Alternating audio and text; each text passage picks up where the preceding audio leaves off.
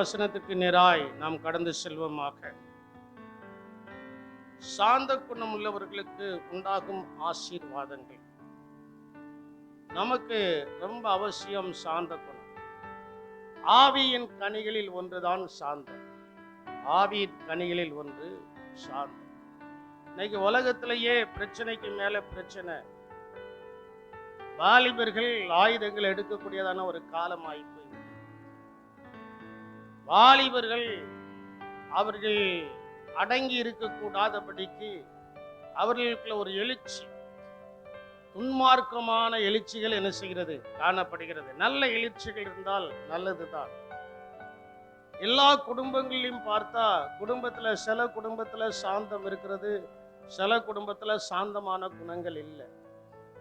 சில குடும்பத்துல சாந்தமான குடும்பங்கள் இல்லை. அதாவது ஒரு வார்த்தைக்கு கீழ்ப்படுகிறதான ஒரு அனுபவம் இல்லை. ஒரு வார்த்தைக்கு கீழ்ப்படிந்தாச்சுன்னா அங்க சாந்தம் என்ன செஞ்சிடும்? வந்துடும்.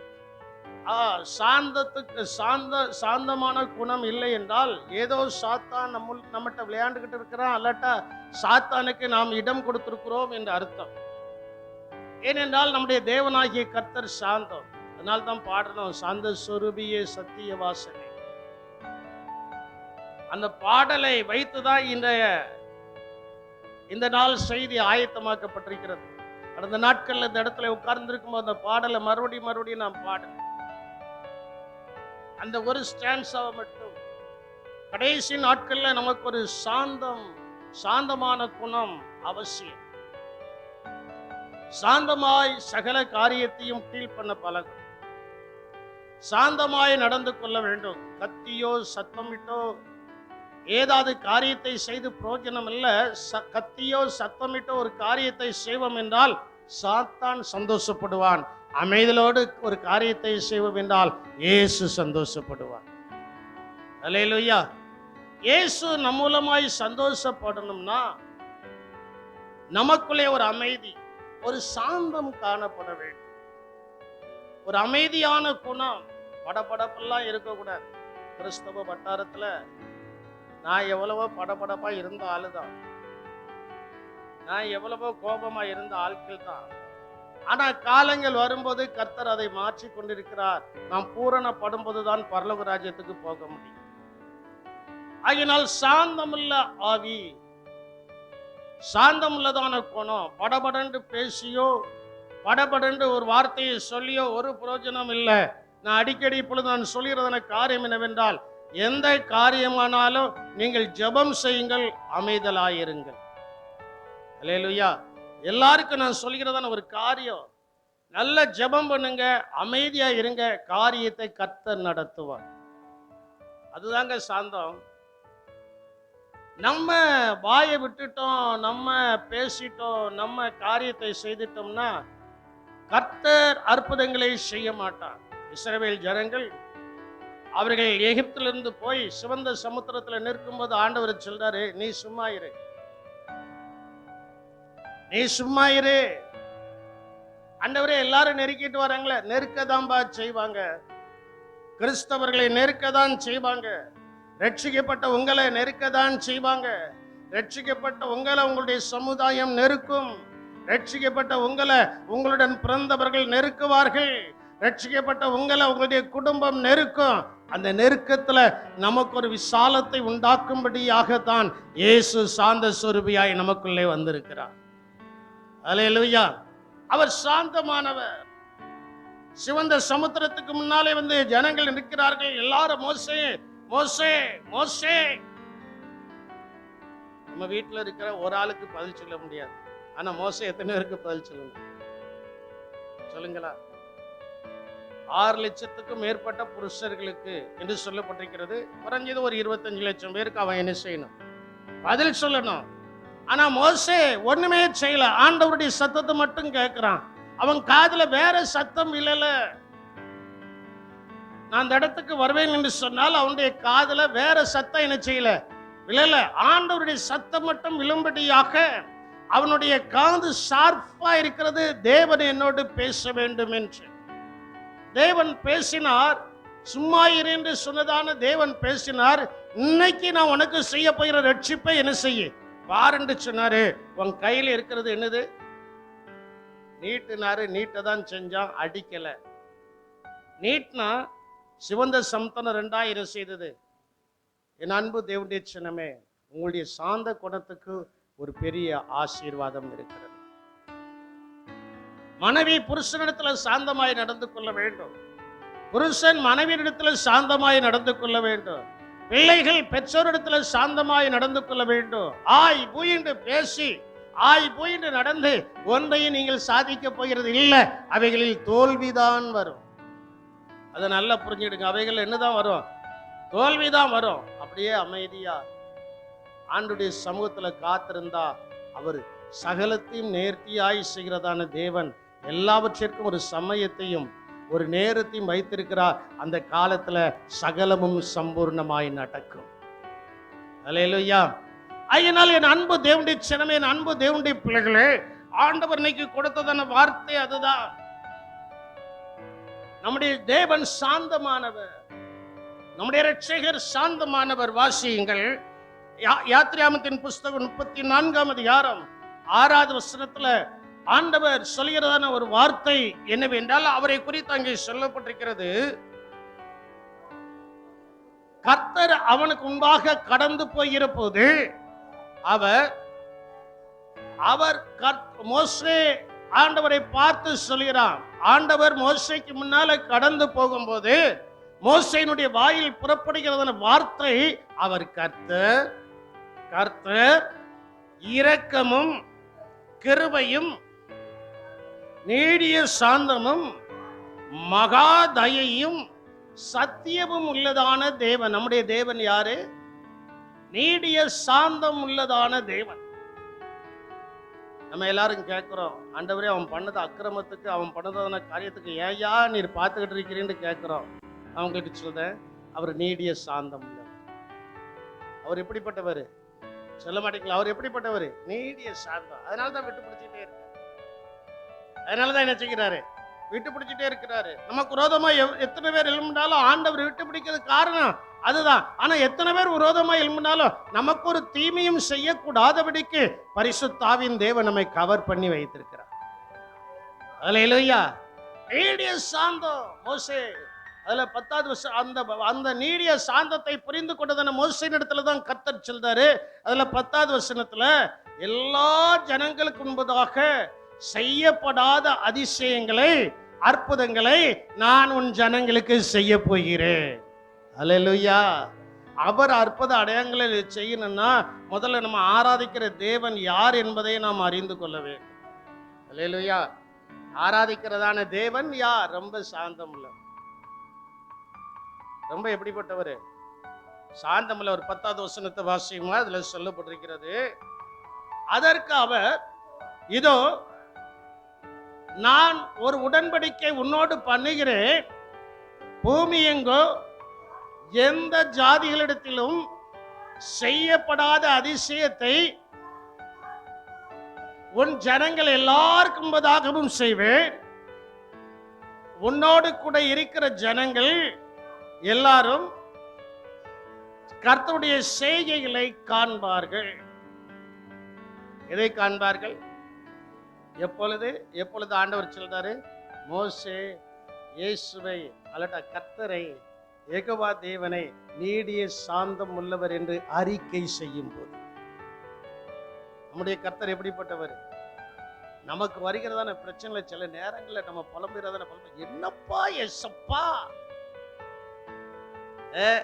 இதுக்கு ஒரு ராகமும் போட்டு அழகா என்ன செய்வோம் சொல்லுவோம், என்னப்பா எசப்பா அப்படின்னா அவர் சத்தங்கிடாம இருப்பார்.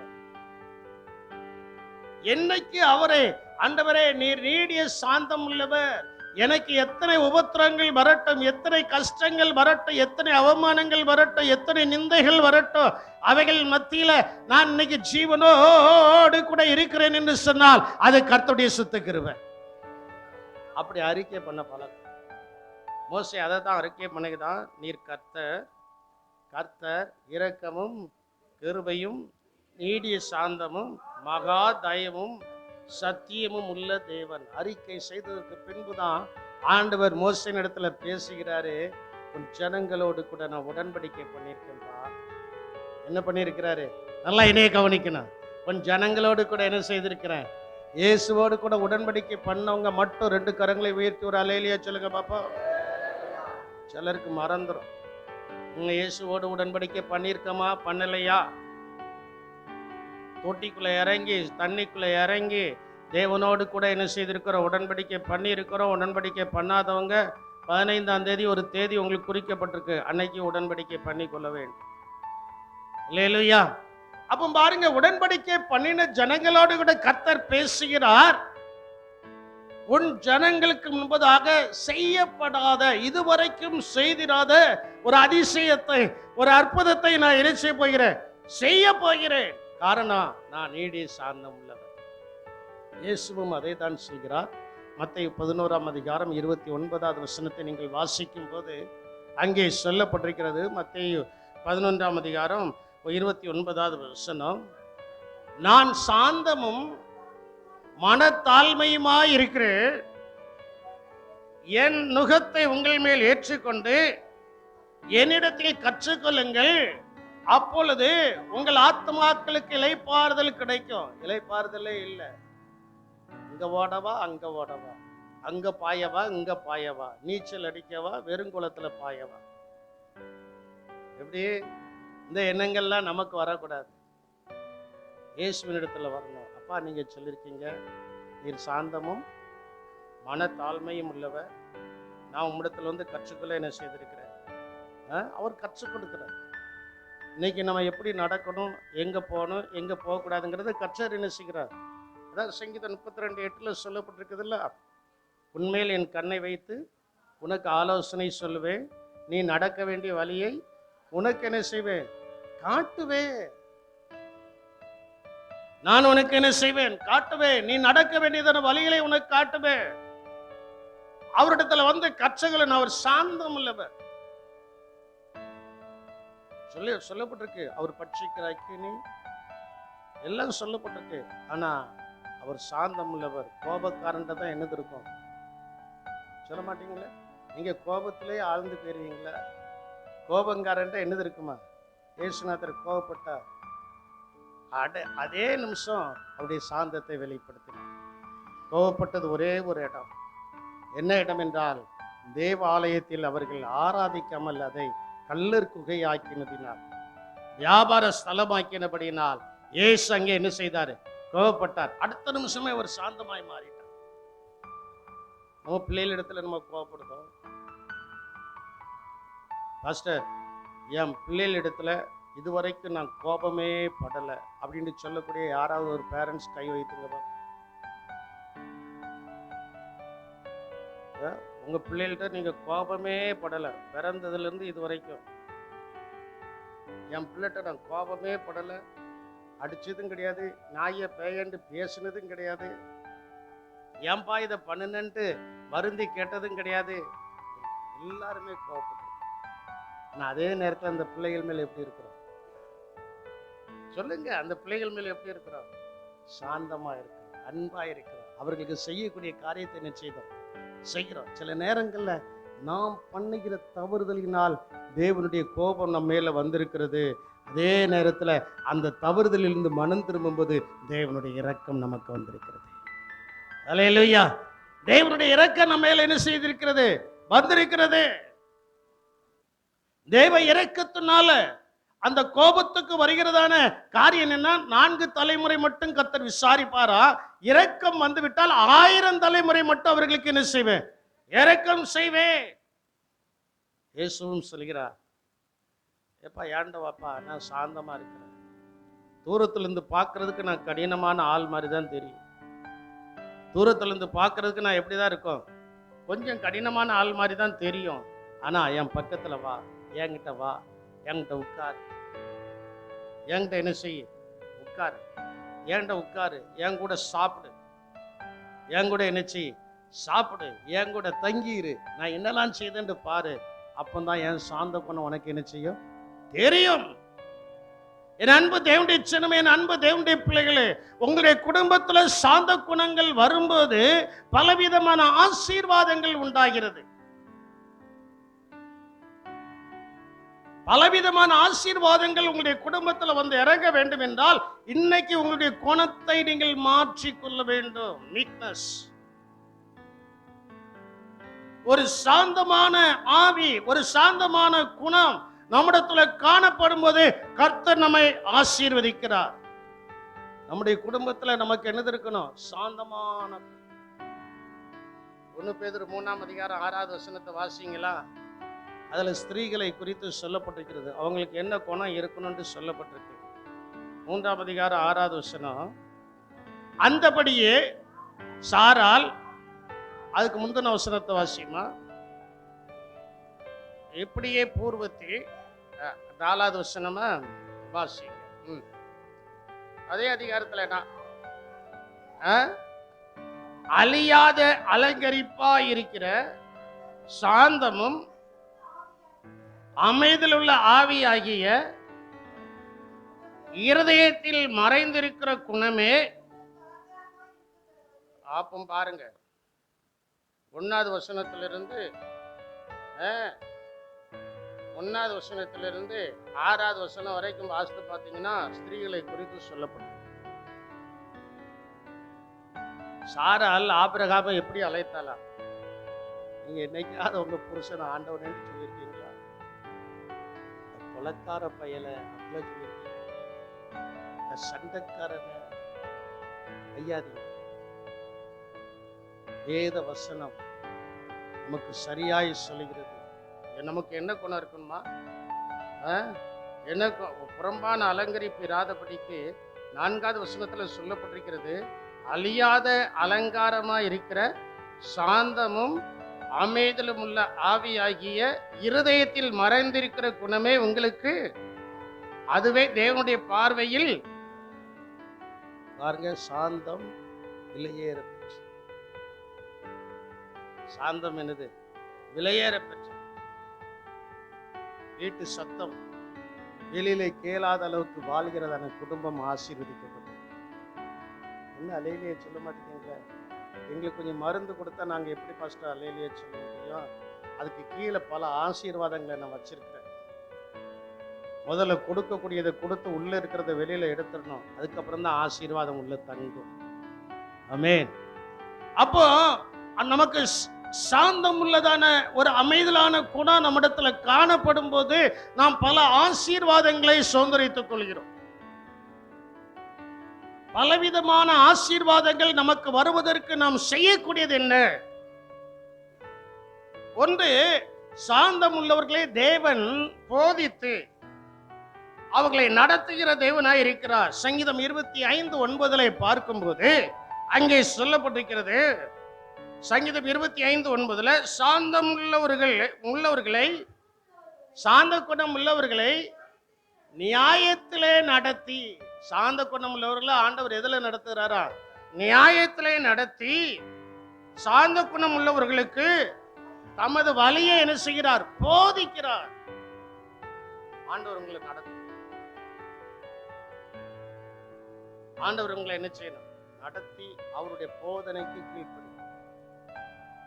அவருடைய போதனைக்கு என்ன செய்யணும்? நீதிமொழிகள் 5ஆம் அதிகாரத்தை நீங்கள் பார்க்க என்று சொன்னால் அங்கே சொல்லப்பட்டிருக்கிறது. ஐயோ, என் போதகரின் சொல்லை கேளாமலோ. எப்பொழுது நம்முடைய குணங்கள் சரியில்லாமல் இருக்கும்.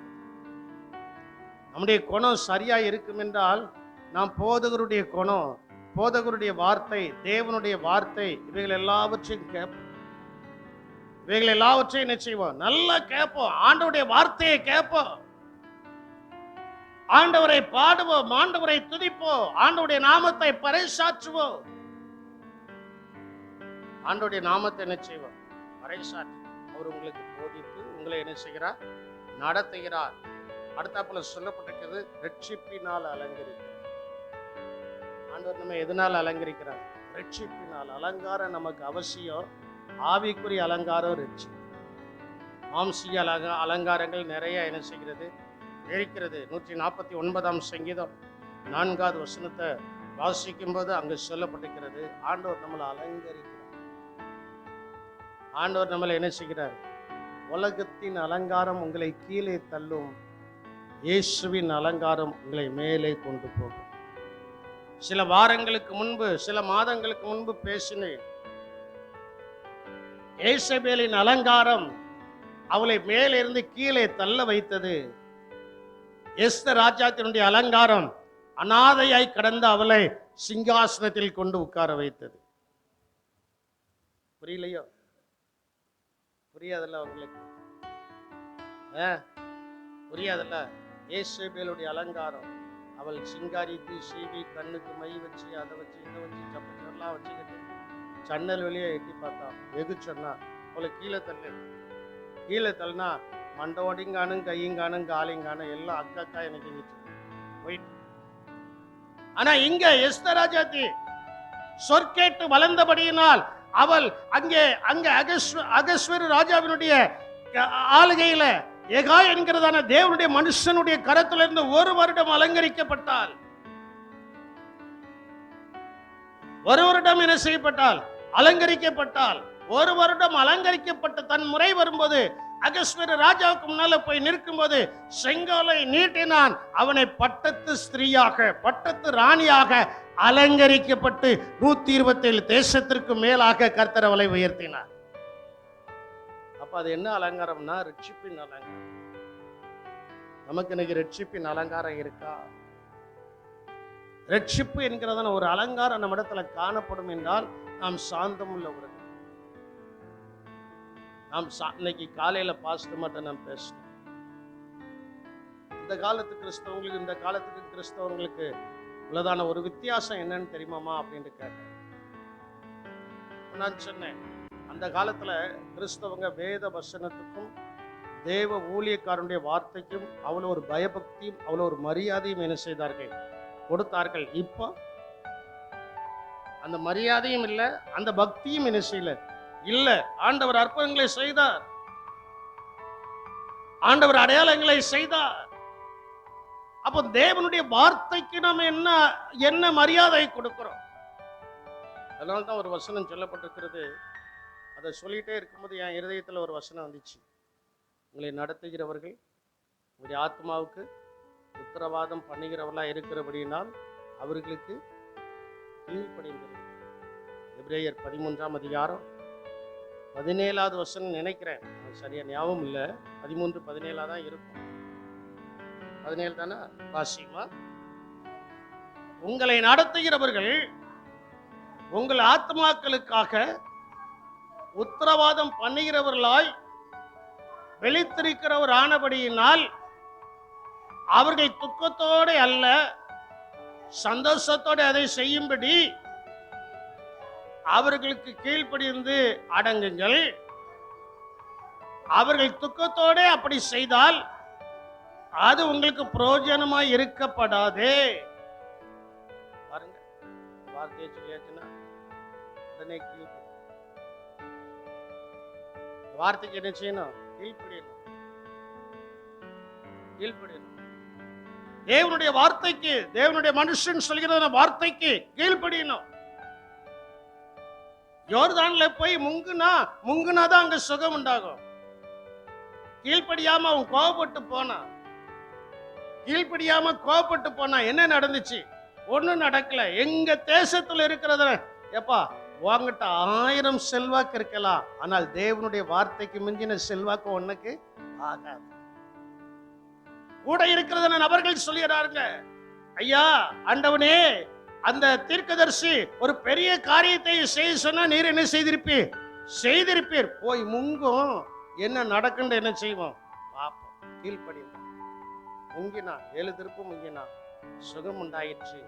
மீண்டும் தீர்க்கதரிசி இடத்தில் வந்தான், ஐயா இனி நான் கர்த்தரை மட்டும் ஆராதிப்பேன். யாரை ஆராதிப்பேன்?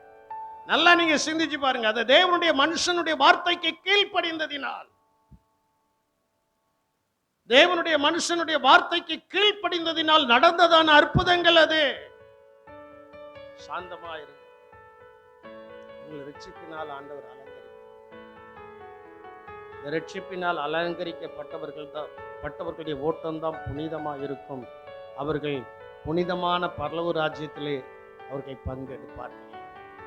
அல்லேலூயா, அல்லேலூயா. சிலருக்கு சந்தோஷமே இல்லை. சந்தோஷம் இல்லாட்டாலும் ஆண்டவர் கொடுத்த வார்த்தையை நான் சொல்லிதான் என்ன செய்யணும், ஆகணும். வேதத்தை தான் நான் போதிக்கிறேன், வேற எதையும் நான் சொல்லல. நேற்றைய தினத்துல நான் என்னுடைய மனைவி உட்கார்ந்து பிள்ளைகளோட பேசிட்டு இருக்கும்போது சொன்னேன், இல்ல போன ஒரே கதையா சொல்றாங்க. நாங்க எனக்கு கதை சொல்ல தெரியாது. கதை சொன்னோம்னா நம்ம மெசேஜே வரும். வசனம் தான் சொல்லுது.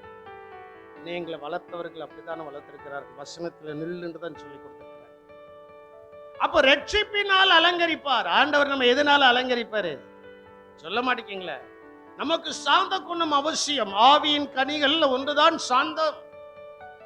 அந்த ஆவியின் கனிகளால் நிறையப்பட்ட அந்த சாந்தம் உள்ள ஆவி நம்மிடத்துல வந்துட்டுனா ரட்சிப்பினால் அலங்கரிக்கிறார். ரட்சிப்பினால் அலங்கரிப்பது மட்டுமல்ல, புசித்து திருப்தியா இருக்க கட்டளை இடுகிறார். புசித்து எப்படி இருப்போம்? புசித்து ரட்சிப்போம், திருப்தியா இருப்போம். புசித்து திருப்தியா இருக்கிறது மட்டுமல்ல, நல்லா வாழ்ந்து கொண்டு இருப்போம். நல்லா என்ன செய்வோம்? வாழ்ந்து கொண்டு இருப்போம். 22ஆம் சங்கீதம் 26வது வசனத்தை வாசிக்கும் போது அங்கே சொல்லப்பட்டிருக்கிறது, சாந்த குணம் உள்ளவர்கள் புசித்து திருப்தி அடைவார்கள், கர்த்தரை தேடுகிறவர்கள் அவரை துதிப்பார்கள், உங்கள் இருதயம் என்றென்றைக்கும் வாழும். அல்லேலூயா. நீங்க 6 o'clock போல ஒரு துக்கமுகமாய் இருக்க வேண்டிய அவசியம் இல்லை. காரணம், இயேசு சாந்தம் உள்ளவர். அந்த சாந்தம் உள்ளவர் நமக்குள்ள வந்திருக்கிறபடியினால் புசித்து திருப்தி அடையும். புசித்து என்ன செய்வோம்? திருப்தி என்ன செய்வோம்? நல்ல சாப்பிடும். நல்லா என்ன செய்யணும்? திருப்தியா சாப்பிடணும், திருப்தியா ஆண்டவரை துதிக்கணும். அதுதான் வேதம் சொல்லுகிறது. உங்களை அதிசயமாய் நடத்தி வந்த தேவனை நீங்கள் துதிக்கும்படியாக சம்பூர்ணமாய் சாப்பிட்டு. எப்படி சாப்பிடணுமா? ஆண்டவர் நமக்கு கொடுத்த கஞ்சா இருக்கட்டும், கம்பங்கூழா இருக்கட்டும், எதா இருந்தாலும் அதை திருப்தியா என்ன செய்யணும்? முறுமுறுப்பு இல்லாம முணங்காம என்ன செய்யணும்? சாப்பிடும். இதுவா அதுவா கேட்கக்கூடாது. கர்த்தர் அன்னைக்கு கொடுத்தது அதுதான். என்ன அல்லேலூயா சொல்ல மாட்டேங்க? கர்த்தர் அன்னைக்கு கொடுத்தது அதுதான். அதைத்தான் சாப்பிடணும். அதைத்தான் என்ன செய்யணும்? எதை கொடுக்கிறாரோ அதை சந்தோஷமா அவங்ககிட்ட போய் இதா இதா இதா இதானா அதுதான் கடைசி வரைக்கும் கிடைக்கும். அது கிடைக்காத ஆட்கள் கூட எத்தனை பேர் இருக்கிறாங்க. அதை சிந்திச்சு பாருங்க. ஆண்டவர் நம்மளை திருப்தியா சாப்பிட வைக்கிறார். ஒரு வசனத்தை கூட வாசிங்களா? யோவேல் 2ஆம் அதிகாரம் 26வது வசனத்துல சொல்லப்பட்டிருக்கிறது. ஆண்டவர் நம்மளை எப்படி சாப்பிட வச்சு துதிக்க வைக்கிறாரா அங்கு சொல்லப்பட்டிருக்கு. நீங்கள் சம்பூர்ணமாக சாப்பிட்டு திருப்தி அடைந்து உங்களை அதிசயமாய் நடத்தி வந்த உங்கள் தேவனாகிய கர்த்தரை, உங்களுடைய தேவனாகிய கர்த்தருடைய நாமத்தை துதிப்பீர்கள். என் ஜனங்கள் ஒருபோதும் என்ன செய்வதில்லை, சாப்பிட்டுட்டு குப்புறப்படுத்து தூங்கிறோம். நான் எப்போதுமே சொல்வேன், சாப்பிட்டுட்டு படுக்காதீங்க. சாப்பிட்டதுக்கு அப்புறம் தூங்குறதுக்கு அட்லீஸ்ட் 1 மணி நேரமாவது இருக்கு.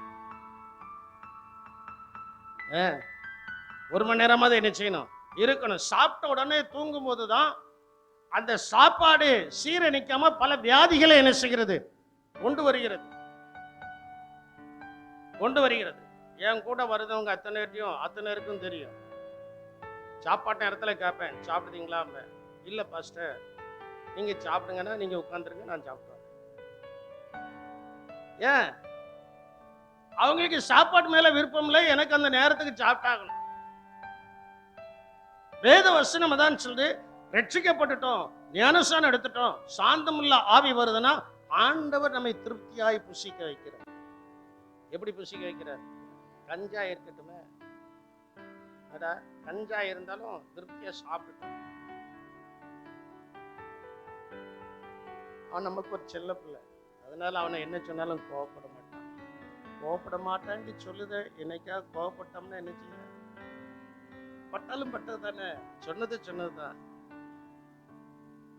அவனை நான் ஒரே ஒரு காரியத்துலதான் ரொம்ப திட்டுவேன், சாப்பிடாது. அது இன்னைக்கு பிரசங்கத்திலே அதான் வருது. திருப்தியா சாந்த குணம் உள்ளவர்கள் புசித்து திருப்தி அடைவார்கள், அப்பொழுது உங்களுடைய இருதயம் வாழும்.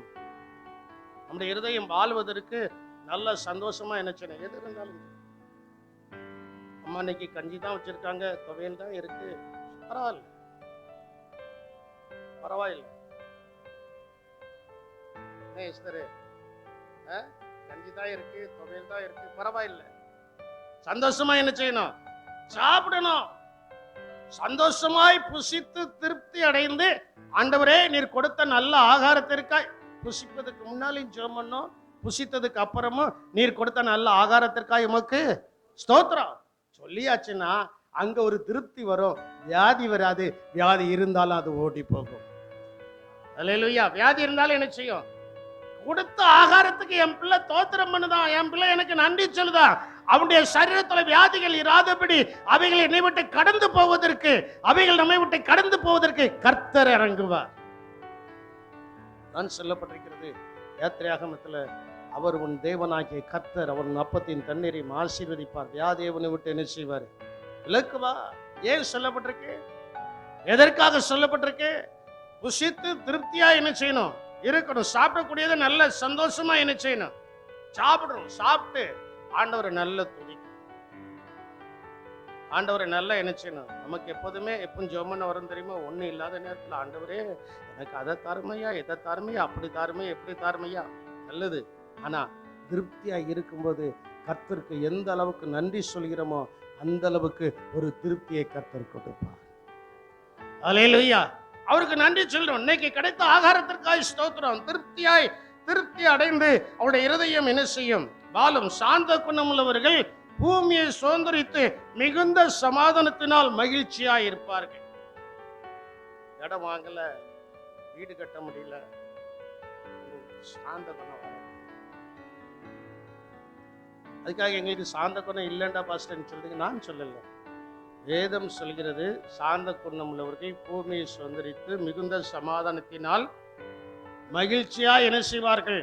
இருப்பார்கள். ஆண்டவரே, ஒருவேளை ஏன்ட்ட உங்க குணம் எனக்கு என்னன்னு தெரியாது, நான் என்ன உங்க கூட இருக்கிற, உங்க வீட்டுக்கு வந்து பார்த்தா தான் தெரியும், உங்க வீட்டாள்கள்கிட்ட கேட்டால் தான் தெரியும். வீட்டாள்கள்கிட்ட கேட்டாலும் அவங்க வந்து சொல்ல மாட்டாங்க. அடுத்து இன்னைக்கு சொல்லிட்டா மறுபடியும் அடுத்த நேரம் எனக்கு சாப்பாடு கிடைக்காத அப்படிங்கிறதுல என்ன செஞ்சிருவாங்க? போயிடுவாங்க, சொல்ல மாட்டாங்க. அது அவங்களுக்குள்ள என்ன செஞ்சுக்கிடுவாங்க? வச்சுக்கிடுவாங்க. வேத வசனம் தெளிவாய் சொல்கிறது, சாந்தம் உள்ளவர்கள், சாந்த குணம் உள்ளவர்கள் பூமியை சுதந்திரித்து மிகுந்த சமாதானத்தினால் மகிழ்ச்சியா இருப்பார்கள். வாசிங்களா? சங்கீதம் 37:11 சொல்லப்பட்டிருக்கிறது. சங்கீதம் 37:11 சாந்த குணம் உள்ளவர்கள் பூமியை சுதந்திரித்து மிகுந்த சமாதானத்தினால் மனமகிழ்ச்சியா இருப்பார்கள். சாந்த குணம் உள்ளவர்கள் பூமியை சுதந்திரித்து. உங்க வீட்டுல படபடப்பு குணமே இருக்கக்கூடாது. இன்னைக்கு உங்க வீட்டுல வந்து ஆசீர்வாதம் இறங்கும். என்னுடைய தனிப்பட்ட ஜெபத்திலையும் எங்களுடைய குடும்ப ஜெபத்திலையும் நாங்க அடிக்கடி ஜெபம் பண்ணிக்கிறதான ஒரு வார்த்தை உண்டு. என்ன வார்த்தைனா, ஆண்டவரே வீடு இல்லாதவர்களுக்கு வீடு கொடும், இடம் வாங்காதவர்களுக்கு இடத்தை கொடும், நல்ல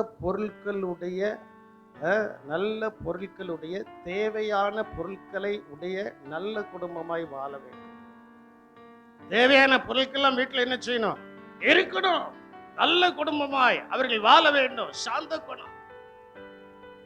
அவர்கள் பூமியை சுதந்திரிப்பார்கள். 1 சென்ட் 2 சென்ட் வாங்க முடிய மாட்டேங்க, 7 லட்சம் 8 லட்சம் மேல போயிட்டு இருக்கு.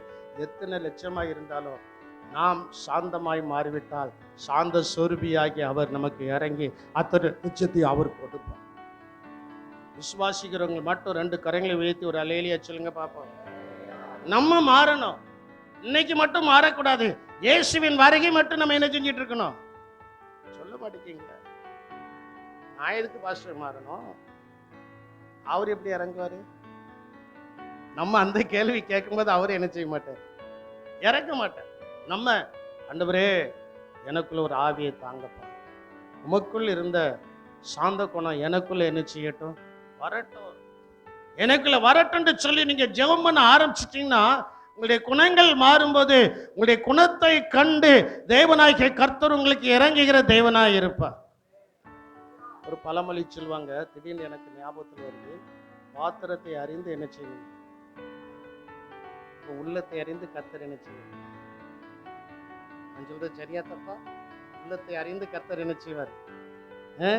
உள்ளத்தை அறிந்து கர்த்தர் என்ன செய்வார்? அவர் போட்டுக்கிட்டே இருப்பார். அவர் போட்டுக்கிட்டே இருப்பார். அவர் கொடுக்க கொடுக்க சகல ஜீவன்களும் என்ன செய்யுமா? வாங்கி கொள்ளும். சகலரும் என்ன செய்வார்கள்? வாங்கிக் கொள்வார்கள். அப்போ சாந்த குணம் உள்ளவர்கள், 37:11 சொல்லப்பட்டிருக்கிறது, சாந்த குணம் உள்ளவர்கள் பூமியை சுதந்தரித்து மிகுந்த சமாதானம் உள்ளவர்களாயிருப்பார்கள். நமக்கு என்ன சமாதானம்? குழப்பமே இருக்காது. என்னது இருக்காது? சொல்ல மாட்டேங்களா? குழப்பம் உள்ள ஆட்களை கூப்பிட்டு நீங்க பேசுங்க. நம்ம பேசின உடனே குழப்பம் நீங்கிரும். அந்த குழப்பம் நம்மிடத்துல வராது. அல்லேலூயா. ஆனா பேசணும். கர்த்தருக்கு ஸ்தோத்திரம். மிகுந்த சமாதானம் உள்ளவர்களா. எனக்கு அந்த வார்த்தை ரொம்ப பிடிச்சிருந்துச்சு. ஆண்டவரே, நான் ஒரு நேரத்துல ஜெபம் பண்ணேன், இப்பவும் ஜெபம் பண்ணிட்டு இருக்கிறேன். ஆண்டவரே, நீர் சொல்லியிருக்கிறீர் சாந்த குணமுள்ளவர்கள் பூமியை சுதந்திரித்துக் கொள்வார்கள். நானும் பூமியை சுதந்திரிக்கும்படி 1-2 இடங்களை வாங்கி போட்டேனே, அதெல்லாம் வித்துட்டேனே, நான் என்னையா செய்ய அப்படின்னு ஆண்டவர்கிட்ட கேட்கும்போது சொன்னாரு, பொறுமையாயிரு. எத்தனை லட்சம் ஆனாலும் சரி, எத்தனை கோடி ஆனாலும் சரி, உனக்கு நான் கொடுக்கக்கூடிய நேரத்தில் உனக்கு நான் தருவேன் அப்படின்றது. அல்லேலூயா. உனக்கு நான் என்ன செய்வேன்? தருவேன். ஒரு நாள் நம்முடைய சகோதரத்தில் நான் பேசிக்கிட்டு இருந்தேன். அந்த அந்த அந்த அந்த அந்த அந்த பெருநாளி ரோட்டில் ராமச்சந்திரபுரம் திரும்புத இடத்துல நமக்கு எப்படியாவது 1 ஏக்கர் 2 ஏக்கர் நிலம் வேணும்னு சொன்னேன். கேட்டு பாருங்க அவங்ககிட்ட. எதுக்குன்னா சபை கட்டுவதற்கு. அங்கே ஒரு சபை என்ன செய்யணும். நான் 3 முக்கு சந்தில் வேணும்னு நான் சொன்னேன். ஆனால் இன்னைக்கு வரைக்கும் அதுக்கு பணத்தை சேகரிக்க முடியல, கொடுக்க முடியல. அதெல்லாம் வச்சுதான் இப்படி 1-2 இடங்கள்ல தேவனுடைய ஊழியத்திற்கு செய்ய வேண்டும்ங்கிறதான அந்த வார்த்தை இருக்கும்போது தான் இந்த வசனத்தை கர்த்தர் கொடுத்தாரு. சாந்தம் உள்ளவர்கள் பூமியை என்ன செய்வார்கள்? சுதந்திரித்துக் கொள்வார்கள், பூமியை சுதந்திரிப்பார்கள். ஆண்டவரே, அப்படியாண்டு சாந்த குணம் இல்லையா? இல்லைல்ல. நான் என்னைய ஒத்துக்கிட்டேன். நான் ஒத்துக்கிட்டேன். நீங்க ஒத்துக்கிட்டீங்களா? என்னையும் நான் ஒத்துக்கிட்டேன். சில நேரத்தில் சாந்தமா இருப்பேன். ஏதாவது பிரச்சனை வந்துட்டு but but but but but but பட்டு சாந்தம் 90% இருந்துச்சுன்னா அந்த பட்டு பட்டு பேசும்போது 100% சாந்தம் மைனஸ்ல இருக்கு. சில தேசங்கள்ல நம்முடைய உலகத்துல சில தேசங்கள் எடுத்துக்கிட்டீங்கன்னா அங்க அந்த இயற்கை மைனஸ்ல போயிட்டுனா அவங்களுக்கு ஹீட்ரு தேவை, ஏசி தேவையில்லை. அதே மாதிரி சில நேரத்தில் அந்த சாந்தத்தோடு இருக்கும்போது எல்லாம் சரியா இருக்கும். சாந்தம் கொஞ்சம் மிஸ் ஆகி கொஞ்சம் வேகம் படபடப்பு வந்துட்டுன்னா அங்கே மைனஸ் ஆயிடுது. மைனஸ் ஆன உடனே ஆண்டவர் சொல்றாரு, எப்பா நீர் குளிரும் இல்லாமல் அனலும் இல்லாமல் இருக்கிற உன்னை என் வாயிலேருந்து என்ன செஞ்சிருவேன். உடனே ஒரு பயபக்தி வரும். ஆண்டவரே தயவு செய்து நீ. இதான் மனுஷனுடைய வாழ்க்கை.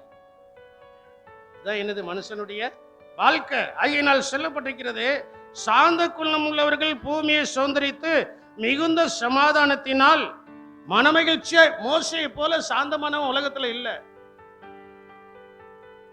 ஆனா அவனுக்கும் கோபம் வந்துச்சு. அவனா கோபப்படல, கோபப்பட வச்சுட்டாங்க. அதே போல நம்ம சாந்தமா தான் இருப்போம். நான் சொல்ல முன்னாடி அவர் சொல்லி முடிச்சுட்டார். எப்படி தானோ சாந்தமா தான் இருப்போம். ஒன்னும் இன்னைக்கு பேசக்கூடாது. நம்ம பாட்டில் அமைதியா இருக்கணும். நல்ல ஜோம் ஒன்னும் துதிக்கிட்டு இருப்போம். அன்னைக்கு தான் எல்லா பிசாசும் 7:30 கொண்டு வந்து முன்னால போடுவான். அவனை ஜெயம் எடுக்கணும். அல்லேலூயா. அவனை என்ன செய்யணும்? ஜெயம் எடுக்கணும். பாருங்க, இன்னும் அழகாய் சொல்லப்பட்டிருக்கிறது, மோசையை போல பூமியில யாருமே சாந்தமுள்ளவர்கள் இல்லைன்னு பைபிள்ல சொல்லுது. வாசிங்க, என்னாகமத்தின் புஸ்தகம் 12ஆம் அதிகாரம் 3வது வசனம். அந்த அதிகாரத்தை நீங்க பார்க்கும்போது வீட்டில் உள்ள ஆட்கள் இப்போ மோசைக்கு விரோதமா வந்துட்டாங்க.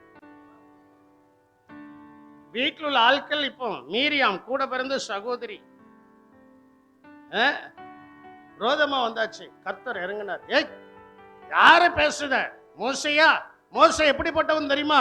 அந்த அதிகாரத்துல 2 காரியம் மோசேயை குறித்து சொல்லப்பட்டிருக்கிறது. 2 காரியத்தை கர்த்தர் சொல்றாரு. வாசிங்க 3வது வசனத்தை. மோசேயானவன், உங்களே என்னை அப்படி சொல்ல முடியுமா? அப்படி மாறும்.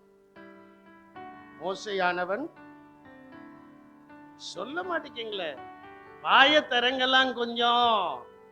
மோசேயானவன் பூமியில் உள்ள சகல மனிதரிலும், இந்த வார்த்தையை நான் சொல்லிக்கிட மாட்டேன், என் பேரை போட்டு நான் சொல்லிக்கிட மாட்டேன். நான் ஆண்டவருடைய சமூகத்தில் அறிக்கை பண்ணிட்டு தான் வந்திருக்கிறேன். ஆண்டவரே, ஒரு நாள் நீர் என்னை பார்த்து சொல்லணும், அந்த ஆனந்தராஜியானவன் இந்த விளாத்தி குலத்தில் மிகுந்த சகல மனிதரிலும் மிகுந்த சாந்தமுள்ள என்னை பார்த்து நீங்க சொல்லணும்பா. அதற்குரிய குணத்தை எனக்கு தாருன்னு நான் ஜெபம் பண்ணிட்டு வந்திருக்கிறேன். இந்த 12ஆம் அதிகாரத்துல சொல்லப்பட்டிருக்கிறது, மோசேயானவன் பூமியில் உள்ள சகல ஜனங்களிலேயும் மிகுந்த சமாதானம் உள்ளவனாய் இருந்தான், சாந்தம் உள்ளவனாய் இருந்தான். 7வது வசனத்துல பார்க்கும்போது, நீங்கள் நினைக்கிற பிரகாரம் மோசே கிடையாது, அவன் கர்த்தருடைய வீட்டில் எங்க எப்படி இருந்தான்? உண்மை உள்ளவன். உண்மை உள்ளவனுக்கும் சாந்த குணமுள்ளவனுக்கும் விரோதமாக அவங்க அக்காவா தங்கச்சியா நீரியா அக்கா வந்துட்டா இந்த அதிகாரத்துல. ஏய், கர்த்தர் உன்னை கொண்டு தான் பேசினதோ, எங்களை கொண்டு பேசலையோ?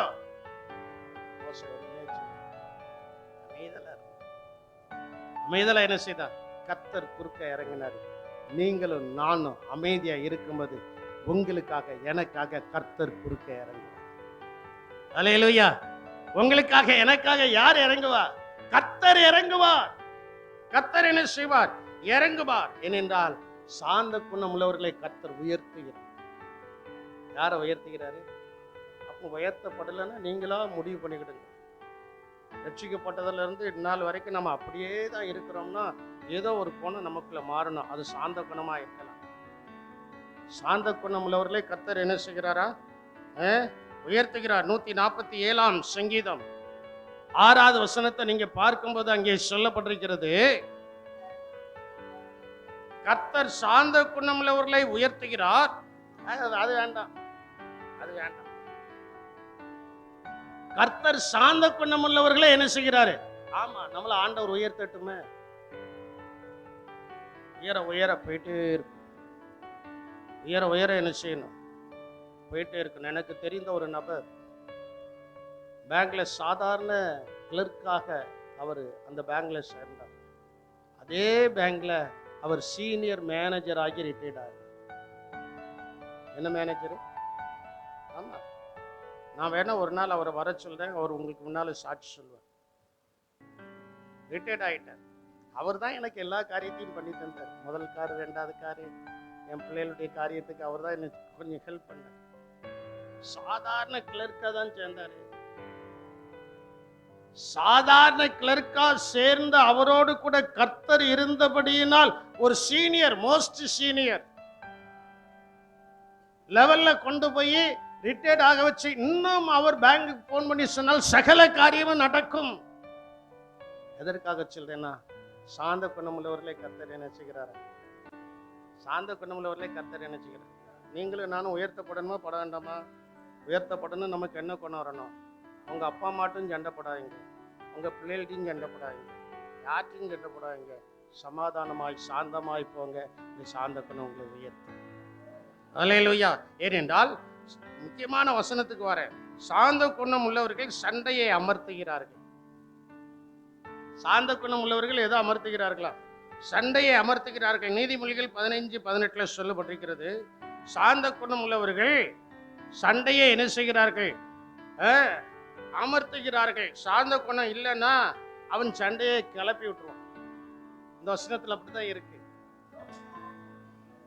கோபக்காரன் சண்டையை எழுப்புகிறான். நீடிய சாந்தம் உள்ளவனோ, வீட்டுல சண்டை வந்துட்டா அவங்க கோபமா பேசுறாங்களா, உங்களுக்கு ஒரு நீடிய சாந்தமா இருக்கா, அதை அப்படியே அமைக்கிறது. சொல்ல மாட்டேங்கீங்களே. அவங்களும் கோபமா பேச, நாமும் கோபமா பேச, 2 கோபமும் சேர்ந்தா அன்னி குண்டு வெடிக்கிறது போல வெடிச்சிடும். உலகத்துக்கெல்லாம் தெரிஞ்சிடும். இப்படி நான் சொல்றது உண்மையா பொய்யா? அன்னைக்குண்டு வெடிக்கிறது போல வெடிச்சிட உலகத்துக்கு என்ன செஞ்சிடும்? தெரிஞ்சிடும். ரட்சிப்புக்கு மதிப்பும் மரியாதையும் இல்லாமல் போய்விடும். ரட்சிப்புக்கு மதிப்பும் மரியாதையும் இருக்க வேண்டும் என்றால் ஒருவர் சண்டையை எழுப்பினால் இன்னொருவர் சண்டையை அடக்கணும். வசனத்தில் அப்படிதான் சொல்லப்பட்டிருக்கிறது. வேலை என் கையில இருக்கிற பைபிள் படி சொல்லுதோ, நீடிய சாந்தம் உள்ளவன் சண்டையை என்ன செய்கிறான்? நீடிய சாந்தம், நீடிய சாந்தம் உள்ளவனும் சண்டையை அமர்த்துகிறான். இன்னொரு வசனம் இதை விட போய் நல்லா சொல்லப்பட்டிருக்கு. என்னன்னா, சாந்த குணம் பிறருக்கு தெரிய அதை நினைப்பூட்டப்பட வேண்டும். சாந்த குணம் பிறருக்கு தெரிய அதை என்ன செய்ய வேண்டும்? நினைப்பூட்டப்பட வேண்டும். நினைவுல இருக்கணும். நம்ம யாரு? பெரிய பாஸ்டர் அடிக்கடி சொல்றாங்க, கோபம் வரும்போது நீ உன்னதமானவர் என்று படிச்சிரு பார்ப்போம் அப்படின்னு கன்வென்ஷன்ல சொன்ன ஞாபகம் இருக்கா? கோபத்துல இருக்கிற அந்த பாட்டை படிச்சாச்சுன்னா தானா என்னது வந்துடும்? தானா கோபம் என்ன செஞ்சிடும்? அடங்கிரும். நீ கோபத்துல இருக்கிற 1 2 3 எண்ணீர் பார்ப்போம், முடியாது. சாந்த குணங்கள் வரும்போது தான் கர்த்தரை என்ன செய்ய முடியும்? பாட, துதிக்க, ஸ்தோத்திரிக்க முடியும். பேதுரு அப்போஸ்தலனாகிய பவுல் தீத்துக்கு அழகா எழுதுகிறார். இந்த சாந்த குணம் எல்லா மனுஷருக்கும் காண்பிக்க அவர்களுக்கு நினைப்பூட்டப்பட வேண்டும். தீத்து 3 அதிகாரம் 2வது வசனத்துல சொல்லப்பட்டிருக்கிறது, ஒருவனை நம்முடைய வாயினால ஒருவரையும் தூஷிக்க கூடாது. ஒருவனை என்ன செய்யக்கூடாது? தூசியாமலும் சண்டை பண்ணாமலும் ரொம்ப பொறுமை உள்ளவர்கள், பேசுறதுக்கு ரொம்ப பொறுமை உள்ளவர்கள். எல்லா மனுஷருக்கும் சாந்த குணத்தை காண்பிக்கவும் அவர்களுக்கு நினைப்போட்டு பவுல் எழுதுகிறார். இன்னைக்கு கிறிஸ்தவ ஜீவியம் எப்படி இருக்கு? உங்களுடைய கிறிஸ்தவ வாழ்க்கை எப்படி இருக்கு? உங்களுடைய குடும்ப வாழ்க்கை எப்படி இருக்கு? உங்களுடைய குடும்பத்துல நீங்க எப்படி இருக்கிறீங்க? உங்களுடைய தனிப்பட்ட வாழ்க்கையில நீங்க எப்படி இருக்கிறீங்க? கொஞ்சம் சிந்திச்சு பாருங்களா. ஆண்டவர் அழகாய் சொல்றாரு, நமக்குள்ள ஒரு சாந்த குணம் வந்துட்டுன்னா நம்மளை ஆண்டவர் கடனாளியாய் விட மாட்டாரு. அநேக காரியங்களை சுதந்திரிக்க கர்த்தர் வைப்பார். ஒருத்தர் அலையிலியா சொல்ல மாட்டேங்குது, எங்க குணம் மாறாது பாஸ்டர், நாய் வாழை மட்டை வச்சுக்கிட்டாலும் நம்புருமா? அதே மாதிரி நாங்கள் அப்படிதான் இருப்போம்னா நீங்க அப்படியே தான் இருக்கணும். என்றைக்கு நாம் திருந்தி ஆண்டவரை இருக பிடிக்கிறோமோ அன்னைக்கு கர்த்தர் நம்ம உயர்த்துவோம். அல்லேலூயா. கர்த்தர் நம்மளை என்ன செய்வார்? உயர்த்துவார். நம்முடைய சாந்த குணம் யாவருக்கும் எல்லாருக்கும் காண்பிக்கப்பட அதை பொறுமையுள்ளவர்களாய் அதை என்ன செய்யணும்? காண்பிக்கணும். பொறுமையுள்ளவர்களாய் என்ன செய்யணும்? காண்பிக்கணும். ஏன்னா கோபக்காரன் சண்டையை எழுப்பி விடுகிறார். சாந்த குணம் உள்ள நீடிய சாந்தம் உள்ளவன சண்டையை என்ன செய்கிறார்?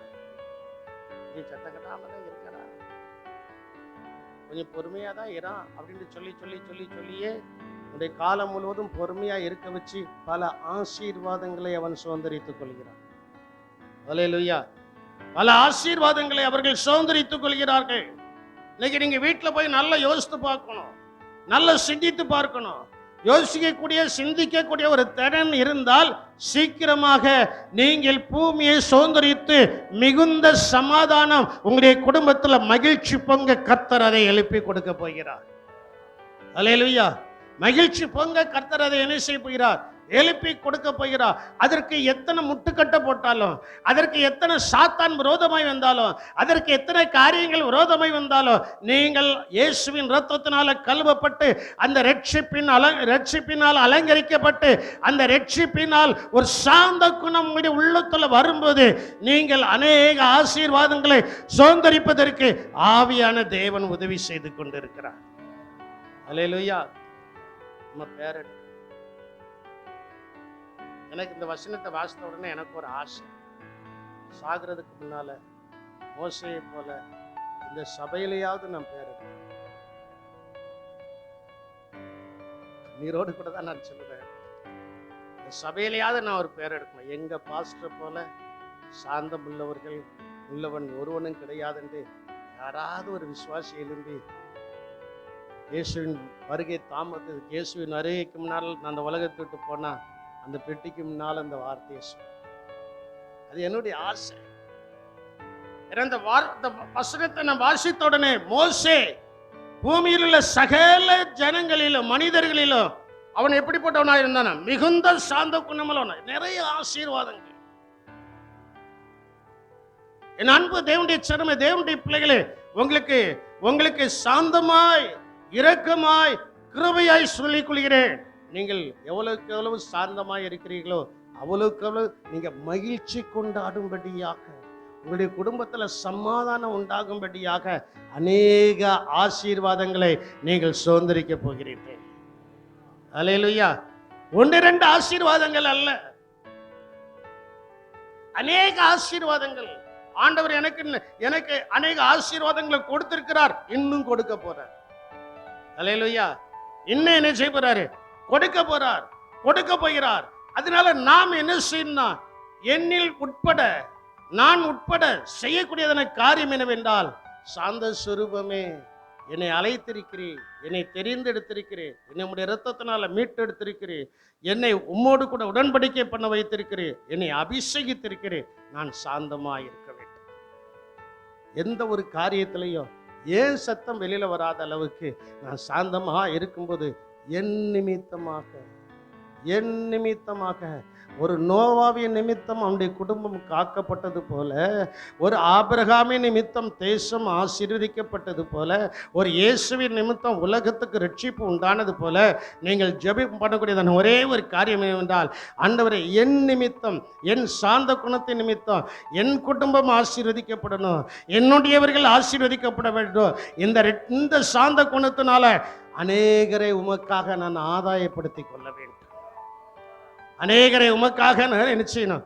ஆதாயப்படுத்திக் கொள்ள வேண்டும். முழங்கால் பட்டிடுவோமா? ஆண்டவருடைய சமூகத்தில் நேர் முழங்கால நின்று, ஆண்டவரே நான் இன்னும் அநேக ஆசீர்வாதங்களை சுதந்திரித்துக் கொள்ள வேண்டும். அதற்கு எனக்கு தேவை என்ன என்பதை வேத வசனத்திலிருந்து ஆண்டவரே நான் பார்த்து, நான் கேட்டு, அந்த வேத வசனத்தின்படிகாரம் எனக்குள்ள ஒரு சாந்தம் உள்ள குணத்தை, எனக்குள்ள ஒரு சாந்தம் உள்ள ஆவிய, எனக்குள்ள ஒரு சாந்தத்தை நீர் கட்டளையிடு. நீங்க கட்டளையிடுங்கப்பா. முழங்காலில் நின்று 2 கரங்களையும் உயர்த்தி ஆண்டவருடைய சமூகத்தில் you surrender yourself. நம்மை கிறிஸ்துவுக்குள்ளாக ஒப்பு கொடுத்து, ஆண்டவரே நான் இருந்த நிலைமையில் இருக்கிறேன், ரட்சிக்கப்பட்ட நிலைமையில், ஆண்டவரே எனக்குள்ள ஒரு மாற்றங்கள் காணப்படல, எனக்குள்ள ஒரு ஆசீர்வாதங்கள் வரல, எனக்குள்ள ஒரு உயர்வு வரல, எனக்குள்ள ஒரு ஆசீர்வாதமான காரியம் இல்லை, எனக்குள்ள ஒரு மகிழ்ச்சி பொங்கல, எனக்குள்ள ஒரு சந்தோஷம் வரல. அவைகள் வருவதற்கு என் உள்ளத்துல ஒரு சாந்தத்தை, எனக்கு அந்த சாந்தம் உள்ள குணத்தை தான். 2 கரங்களையும் உயர்த்தி, கரத்தை கீழேயே போடக்கூடாது. நான் ஜெபித்து முடிக்கும் வரைக்கும், உங்களுக்காக ஜெபித்து முடிக்கும் வரைக்கும் இங்க நல்ல கரங்களை உயர்த்தி இங்க ஸ்தோத்திரம் பண்ணி, நான் எப்பொழுதுமே சொல்வது போல 72 மணி நேரம் இயேசு உங்களுக்காக எனக்காக தன் கரத்தை சிலுவையில் அப்படியே வைத்திருந்தார் அல்லவா? நம்ம ஒரு சில நிமிடங்கள் தானே ஆண்டவர் நம்மை ஆசீர்வதிக்கும்படி. ஒருவேளை நீ திணறலாம், நான் எவ்வளவோ முயற்சி எடுத்தோம், ஒரு சின்ன ஆசீர்வாதத்தை நான் சுதந்திரிக்க முடியவில்லை என்று அந்த மூச்சு முட்டுக்கு கர்த்தர் ஒரு விடுதலை கொடுத்து கொண்டிருக்கிறார். அந்த மூச்சு முட்டுக்கு கர்த்தர் ஒரு விடுதலை கொடுத்து கொண்டிருக்கிறார். அந்த விடுதலையின் நாயகனை நீங்கள் ஆராதிப்பதற்காக தான், துதிப்பதற்காக தான் 2 கரங்களை உயர்த்தும் போது சரண், ஆண்டவரே நான் உம்மிடத்தில் சரண் அடைந்து விடுகிறேன். நீர் ஆண்டவரே இந்த ஆசீர்வாதங்கள் எல்லாவற்றையும் நான் சுதந்திரிப்பதற்கு எனக்கு நீங்க அனுக்கிரகம் பாராட்டுங்க, எனக்கு நீங்க அனுக்கிரகம் பாராட்டுங்க என்று சொல்லி ஆண்டவருடைய கரத்தில் பூரணமாய் ஒப்பு கொடுக்கும் போது நீங்கள் மட்டுமல்ல, உங்களுடைய கண்கள் காண, உங்களுடைய சந்ததிகள் பல ஆசீர்வாதங்களை பெற்றுக்கொள்வதற்கு, சுதந்திரிப்பதற்கு ஆவியான தேவன் இரக்கம் பாராட்டி கொண்டிருக்கிறார்.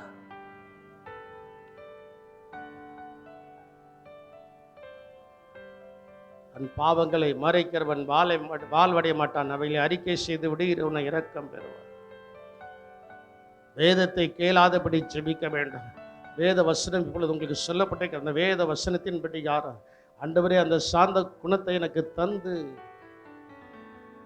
சாந்த குணத்தை எனக்கு தந்து, அந்த குணத்தினால் உண்டான சுதந்திரங்களை, பூமியின் சுதந்திரங்கள், பரலோகத்தின் சுதந்திரங்கள், என்னுடைய குடும்பத்தின் சுதந்திரங்கள், எனக்கு உண்டான சகல சுதந்திரத்தை தட்டாமல் எனக்கு தந்து, ஆண்டவரே இன்னும் நான் உம்மை துதிக்கும்படியாக, இன்னும் நான் உம்மை உயர்த்தும்படியாக, இன்னும் நான் மகிழ்ச்சி அடையும்படியாக, இன்னும் சமாதானத்தினால் என்னுடைய குடும்பம் நானும் பொங்கும்படியாக எனக்குள்ளே அந்த அற்புதங்களை செய்யும் என்று சொல்லி ஆண்டவருடைய கரத்தில் பூரணமாய் ஒப்புக் கொடுங்கள்.